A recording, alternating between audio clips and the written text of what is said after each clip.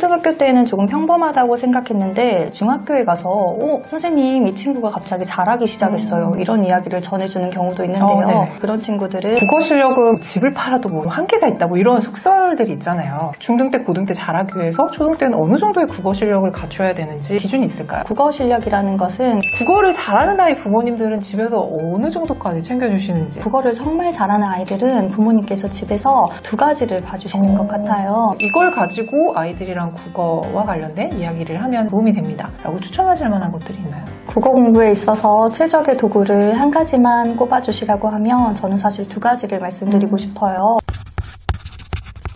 안녕하세요. 교집합 스튜디오 주단쌤입니다. 여러분, 요즘도 아이들 책 1000권 읽히세요? 이제 문해력 공부 방법이 완전히 달라졌습니다. 국어 실력은 집을 팔아도 못 산다는 말, 오늘 그 말이 틀렸다고 말씀하시는 선생님을 모셨습니다. 국어 실력 이거 하나로 충분하다. 국어 실력을 키우는 초등신문의 저자 나선영 선생님을 모셨습니다. 안녕하세요. 안녕하세요. 올바른 초등교육연구소 소장 나선영입니다. 초등학교에서 아이들과 함께 즐겁게 생활을 하고 있고 글쓰기 교육과 아이들 문해력 향상에 관심이 많아서 주변 동료 선생님들과 함께 활발하게 연구를 하고 있습니다. 중등 최상위권 아이들이 초등 시절을 궁금해하시는 학부모님들이 되게 많으세요. 선생님 1학년부터 6학년까지 다양한 아이들 가르치셨고 졸업생 제자들도 꽤 많으실 텐데 이런 졸업한 제자들의 초등 시절을 되돌아보면 어떤 공통점들이 보이나요? 초등학교에는 아이들을 점수로 평가하거나 등수를 내는 특별한 평가는 없는 상황이기 때문에 관찰에 의존해서 아이들이 판단하고는 해요. 네. 그래서 상담을 오시면 어머님들께서도 이런 부분들에 대한 질문을 정말 많이 주세요. 아이들은 크게 세 가지 유형으로 나눠볼 수 있을 것 같아요. 첫 번째는 초등학교 때에도 잘했고 중학교에 가서도 굉장히 잘하는 친구들이 있어요. 특징을 꼽아보자면 평소에 가랑비에 옷이 젖는 것처럼 습관적으로 공부를 언제나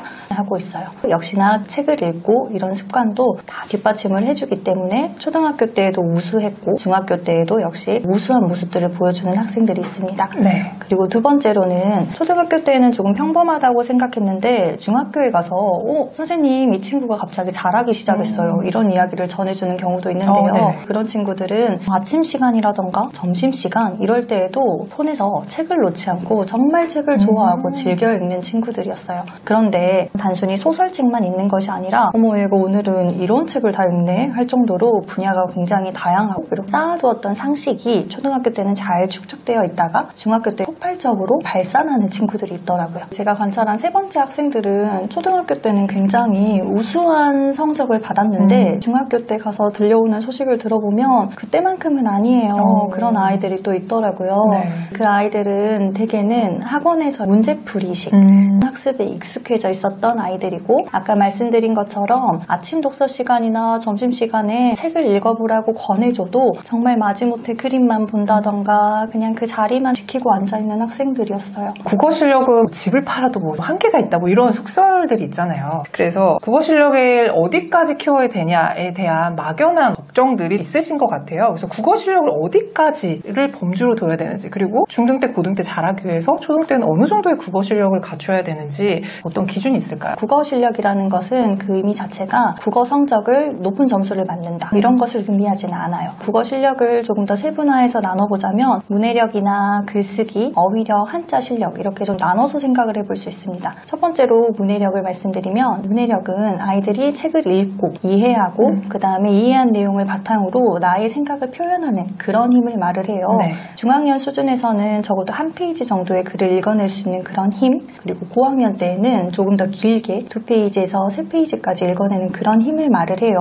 교과서의 지문을 분량 기준으로 삼으시고 우리 아이가 지금 이만큼 읽어낼 수 있는 힘이 있는지 그리고 내용은 정확하게 이해를 했는지 이런 부분들을 짚어주시면 우리 아이 문해력이 이 정도 발전하고 있구나 이렇게 생각해 주시면 되겠습니다. 독서는 그냥 많이 읽는 다독만으로는 부족합니다. 중학년 수준까지는 그림책을 또는 동화책을 재미있게 읽는 수준의 흥미로운 독서를 진행하시고 고학년이 됐을 때에는 읽는 양도 중요하지만 비문학까지 읽어낼 수 있는 그런 힘이 필요해요. 그래서 다학이나 역사나 예술 분야까지도 섭렵할 수 있는 다양한 책들을 권해주시면 훨씬 더 깊이 있는 독서가 가능합니다. 글쓰기는 교육과정에 맞춰서 중학년 때는 일기나 짧은 감상문 그리고 설명문 같은 기본 유형을 연습하고 고학년 때는 최소 3문단 정도는 쓸 수 있는 힘을 기르는 게 좋습니다. 교과서에서 요구하고 있는 글의 종류가 굉장히 다양해졌어요. 그래서 주장하는 글, 설명하는 글, 그리고 비교하거나 대조하는 글의 성격에 맞게끔 처음과 가운데 끝을 나눠서 써내려가는 연습을 반복해보는 게 중요합니다.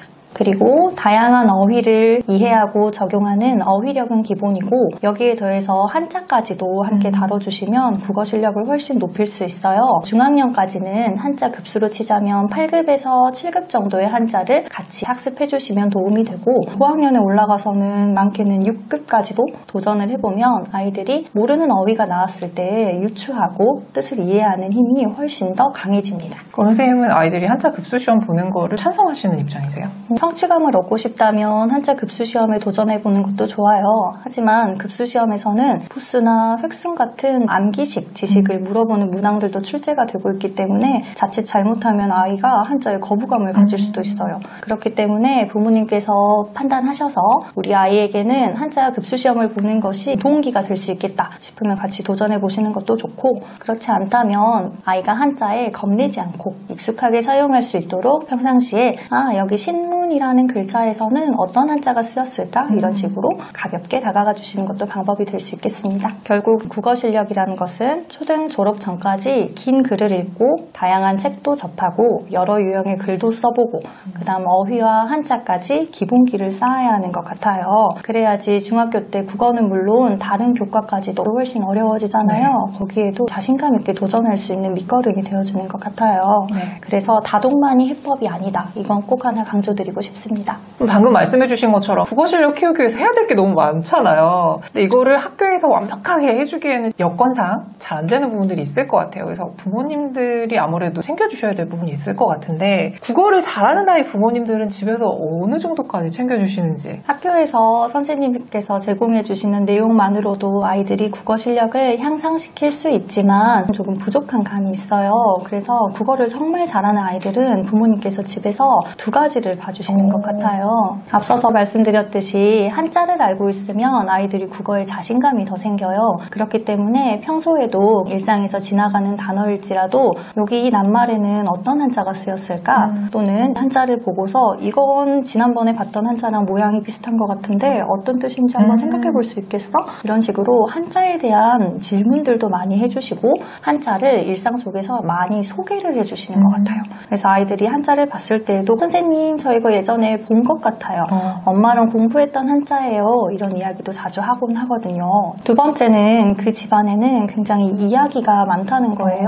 요즘에는 부모님들께서도 바쁘시고 아이들은 정말 어른들보다 더 바쁜 생활을 하고 있잖아요. 그런데도 자투리 시간들을 놓치지 않으시고 아이에게 항상 말을 걸어주시고 어떤 텍스트가 있으면 한번 읽어볼래? 건네주시고 하시면서 이야기꽃을 피우세요. 아이들에게 엄마와 언제 그렇게 이야기를 많이 하니? 물어보면 아침 식사 시간에도 이야기를 많이 하고 학원이나 학교를 오고 가는 차 안에서도 굉장히 이야기를 많이 한대요. 그럴 때 단순히 아이들에게 영상을 보여주시거나 게임할 시간을 이렇게 주시는 것보다는 바깥 풍경을 보시면서 바깥에 은행잎이 색이 변했네? 이런 식으로 또는 밖에 못 보던 꽃이 피었어. 이런 사소한 대화들이 아이들의 관심사를 넓혀주고 아이들의 어휘력이나 사고력까지 확장하는 효과가 있어요. 그래서 바깥에 있는 세상 이야기를 아이에게 자꾸 접하게 해주시면 자연스럽게 국어 실력이 쑥쑥 향상되는 걸 어느새 느끼실 수 있을 거예요. 종합해보자면 국어는 가정에서 부모님께서 얼마나 말이나 글로 아이의 세상을 넓혀주느냐가 국어 실력 향상에도 큰 영향을 주시는 것 같습니다. 그런데 이렇게 국어 실력을 키우기 위해서 도움을 주실 때 사실 도구라는 게 필요하잖아요. 막연하게 뭘 가지고 해야 되지? 그러면 선생님께서 이걸 가지고 아이들이랑 국어와 관련된 이야기를 하면 좀 도움이 됩니다. 라고 추천하실 만한 것들이 있나요? 국어 공부에 있어서 최적의 도구를 한 가지만 꼽아주시라고 하면 저는 사실 2가지를 말씀드리고 싶어요. 첫 번째는 바로 교과서인데요. 교과서에는 아이들의 흥미와 발달 단계에 맞춰진 개념이나 글들이 가득하게 들어있어요. 교과서에 담긴 글, 사진, 영상 자료들을 보면서 글의 유형도 익히고 새로운 어휘도 익히고 이런 낱말을 쓸 때는 이렇게 표현하는구나 하는 표현 방식까지도 골고루 익힐 수 있습니다. 그리고 작품들을 다시 읽어보거나 하면서 수업 시간에는 그냥 지나쳤던 낯선 단어들에 대해서 부모님께는 조금 더 편하게 1대1로 물어볼 수 있는 그 기회가 되어주기 때문에 교과서를 1차적으로 많이 활용해 보시는 걸 추천드리고 있어요. 그리고 두 번째로 정말 강력하게 추천드리고 싶은 매체는 신문이에요. 신문. 요즘에 초등학생 아이들을 위한 문학 작품은 굉장히 많지만 네. 사실 초등학생 아이들을 위한 비문학 작품은 그렇게 많지 않아요.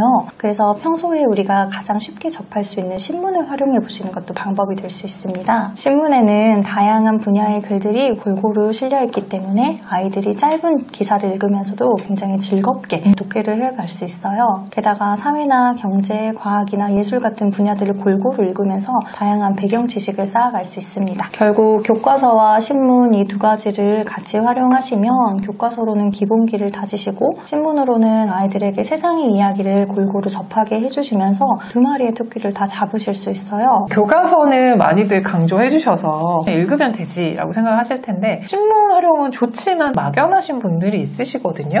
이런 막막한 분들한테 신문 활용법을 조금 자세하게 설명해 주시면 좋을 것 같아요. 제가 어렸을 때를 떠올려 보면 저희 아버지께서는 제 책상 위로 사설 부분을 펴서 주신다거나 네. 아니면 어떤 기사 하나를 잘라서 주시면서 타자 연습 한번 해봐라 이렇게 권해주시고는 했는데 네. 물론 그 방법도 좋지만 요즘 아이들에게는 조금 어려운 감이 있어요. 제가 간단하게 신문을 활용할 수 있는 3가지 방법을 알려드리려고 합니다. 네. 첫 번째는 기사를 보고 질문을 해보시는 거예요. 부모님이? 네. 아이들에게 질문을 건네시면서 이번 기사는 제목이 이렇게 나왔네? 한번 읽어볼까? 기사 제목을 봤더니 어떤 내용이 나올 것 같아? 하고 내용을 유추하게끔 질문을 마구마구 던져주시면 아이들이 그 낱말을 보고서 이번 기사는 어떤 것에 관련된 것일까? 하면서 호기심을 자연스럽게 갖게 돼요. 그래서 기사를 보고 질문을 활용해 보시는 방법이 가장 간단하면서도 쉬운 방법입니다. 두 번째로는 신문 기사를 읽고 아이가 질문을 만들어 보는 거예요.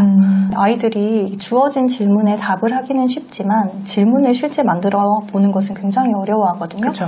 처음에는 뜻이나 육하원칙을 물어보는 질문부터 시작하게끔 해보세요. 기사를 읽고 여기에는 누가 나왔을까? 언제 일어난 일일까? 이걸 어머니께서 주시는 게 아니라 아이 입에서 나오게끔. 그래서 네가 먼저 질문을 만들어서 엄마한테 줘봐. 그러면 엄마가 답을 해볼게. 이런 퀴즈를 하는 거군요. 그렇죠. 네. 아이들이 질문을 만들어 보면서 신문 기사의 내용을 곱씹고 만약에 나라면 이 상황에서 어떻게 했을까? 기자가 이 기사를 쓴 의도는 뭘까? 이런 점들을 생각해 보면서 어휘력도 확장되고 문해력도 확장되는 마법 같은 경험을 하실 수 있을 거예요. 마지막 3번째 방법은 큰 준비물이 필요하지 않아요. 기사를 보고 소리내어서 읽어보는 방법이에요. 간단하죠. 특히 저학년 학생들에게는 소리내어서 기사를 읽어보는 게 문장 구조를 익히는데 굉장히 도움이 많이 돼요. 자연스럽게 띄어읽기도 익힐 수 있고 그 다음에 문장 부호에 따른 어떤 뉘앙스들이 조금 다르거든요. 마침표로 끝날 때, 느낌표로 끝날 때 그런 부분들도 조금 더 강조해서 학습을 도와주실 수 있습니다. 아이가 소리내어 읽을 때 특별히 뭘 해줘야겠다는 그런 부담감은 가지시지 않아도 괜찮아요. 부모님께서 내가 읽어주는 걸 지금 이렇게 경청해 주시는구나. 그것만으로도 아이에게는 굉장한 격려와 힘이 되거든요. 신문은 글을 읽는 자료로서의 역할이 끝나는 게 아니라 제목을 보고 내용을 상상해보고 그 내용을 토대로 사고력을 확장하고 그리고 새로운 어휘도 찾아보고 문장을 읽어보면서 문장의 구조도 읽히고 이런 다양한 방면으로 활용이 가능하세요. 그렇기 때문에 아이의 국어 실력을 차곡차곡 쌓아주는 밑거름으로서의 역할을 할 수 있다고 말씀드리고 싶습니다. 그럼 이런 방법을 실제 선생님 수업 시간에도 활용을 하시는 거잖아요. 그 구체적인 활용 사례들을 좀 듣고 싶은데 어떻게 아이들하고 수업을 하고 계시나요? 저는 국어 수업 시간에 특히 신문을 굉장히 활발하게 사용하고 있어요. 네. 신문으로 아이들에게 학습을 할 때에는 어휘력도 길러지고 문해력도 길러지고 거기에 더해서 글쓰기 실력이라고 부르는 작문력까지 향상하는 효과가 있어요. 가장 먼저 어휘력을 말씀드려보면 신문 기사를 읽을 때에는 다양한 한자 어휘도 많이 등장을 하고 새로 보는 낱말들도 등장을 많이 해요. 그럴 때에는 아이들에게 한 가지 낱말이 골라서 소개를 해보기도 하고 이 낱말에는 어떤 한자가 쓰였을까 물어보기도 합니다. 예를 들어서 소통이라는 낱말을 떠올려보자면 혹시 주단쌤님께서 어떤 한자가 쓰였는지 알고 계세요? 통할통자. 소는 트여있다는 뜻의 트일 소자예요. 그래서 우리가 소통이 잘 된다라고 기사에 나와 있을 때에는 막힘이 없이 잘 통한다 이런 뜻을 가지고 있거든요. 네. 그런데 소통이라는 큰 개념 안에 소통은 말로 할 때에도 있고 글로 할 때에도 있기 때문에 기사를 읽으면서 지금 이 상황에서 필자들은 말로 소통을 했을까? 글로 소통을 했을까? 만약에 말로 소통을 사용을 했다면 이럴 때에는 대화라는 낱말로 바꿔서 쓸 수가 있어.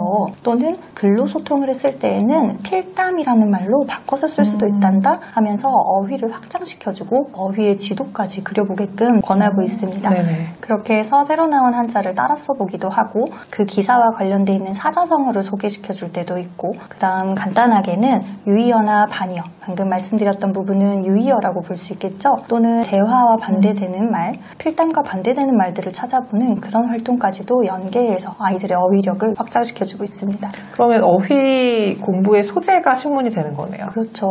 두 번째로 문해력을 키울 때에는 아이들에게 주어진 기사를 몇 분 또는 몇 번 읽는 기회를 먼저 제공을 해줘요. 네. 아이들이 기사에 충분히 익숙해지고 난 다음에는 빈칸을 제시해서 이 부분에 들어갈 낱말을 찾아보게 한다거나 그 기사문을 토대로 OX 퀴즈를 낼 때도 있어요. 그리고 저만 퀴즈를 내는 게 아니라 아이들이 퀴즈를 낼 때도 있는데 그럴 때에는 제가 낸 게 아니라 친구가 낸 문제이기 때문에 훨씬 더 재미있게 풀이하는 모습들도 볼 수가 있었어요. 네. 그리고 퀴즈 내용을 바탕으로 시험 보는 것처럼 사지선다, 오지선다 이런 식으로 문제를 만들어서 제시하면 정말 그렇게 집중하는 모습을 볼 수가 없어요. 의외네요. 시험이면 싫어할 수도 있을 것 같은데. 네, 정말 시험이라면 싫어했을 거예요. 하지만 방금 읽었던 기사도 역시나 아이들의 생활과 닿아 있는 세상의 이야기이기 때문에 그런 시험 형식의 문제가 나왔을 때에도 아이들이 즐겁게 참여하는 모습들을 많이 볼 수 있었습니다. 아이들이 신문을 좋아하는 근간에는 우리가 사는 삶의 이야기잖아 그런 흥미가 있는 것 같아요.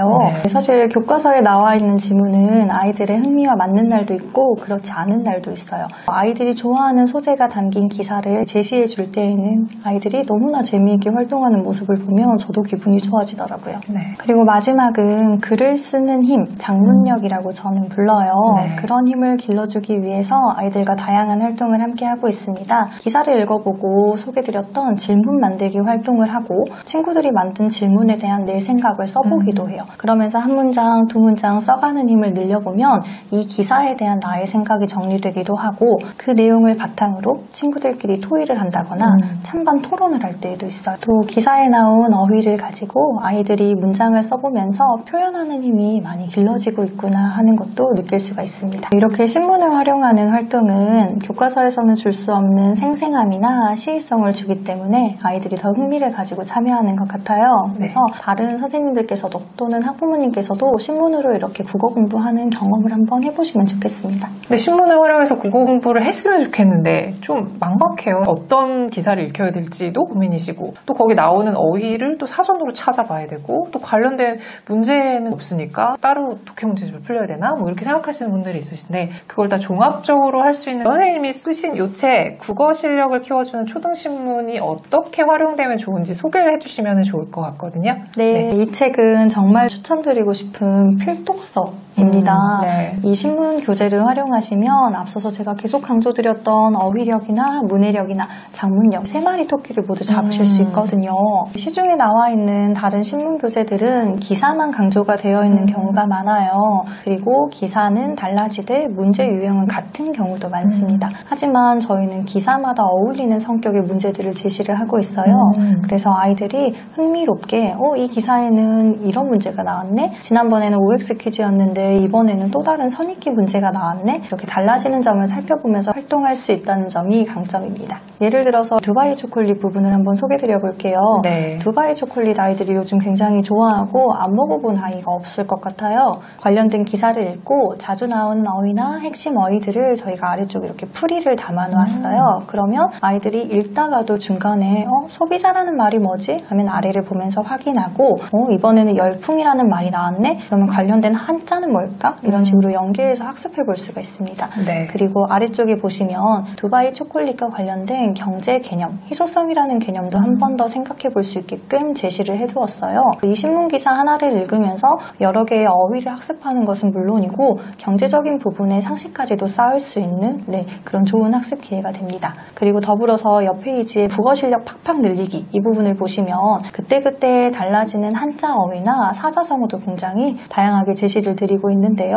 이 부분은 길벗 홈페이지에 가시면 한자 활동지도 다운로드 받으실 수가 있어요. 교재로 한번 학습하시고 후속 활동으로 한자 활동지까지 하루에 한 장씩 이렇게 제시를 해주신다면 빈틈없이 아이들의 어휘력을 늘려주실 수 있지 않을까 생각이 듭니다. 그리고 아이가 이 기사를 얼마나 이해를 잘했는지 궁금하실 수 있어요. 그럴 때에는 아까 제가 소개드렸던 소리내어 읽기를 한번 시도해보시면 좋을 것 같아요. 부모님께서 한번 읽어주시고 아이가 한번 읽어보고 이렇게 해서 읽는 횟수를 2번, 3번으로 늘린 다음에 문해력 문제를 풀어보시면 이 기사에서 설명된 내용을 우리 아이가 얼마나 이해를 잘하고 있구나 이런 부분을 확인하실 수가 있습니다. 더불어 우리 교재의 좋은 점을 하나 더 추천드리자면 아이들이 기사를 읽고 낱말을 정리하거나 내용을 확인하는 활동은 여러 번 해봤을 수 있어요.